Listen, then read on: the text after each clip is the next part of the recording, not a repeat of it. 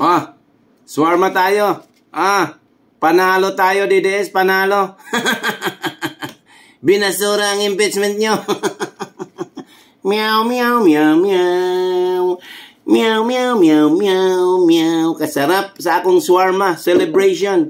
Meow, meow, meow, meow. Ang ingay ng mga mga antay ang mga anti-Duterte. Ano na ngayon? Swarma muna. Takam na takam ako eh. Celebration.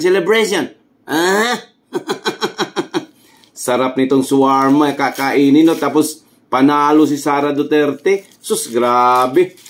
Yung iba ang sakit sa dibdib. Yan, sakit talaga. Grabe. Sakit sa dibdib ang desisyon. Islam, lahat sila bumoto. I-junk ang impeachment. Good luck! Kakainan na lang natin to. Celebration. Pero sa sunod magpapaano pa ako. Magpapakain pa ako. Celebration ba? Di ba? Panalo tayo eh. Di ba? Hindi na tuloy yung impeachment.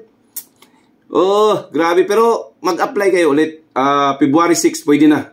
Pwede na. Pero tingnan natin kung baka maging tatlong impeachment yon, yung hindi kayo makakuha ng boto. Pwera lang siguro kung magbigay kayo ng mga 150M. Good luck. Kaigit na.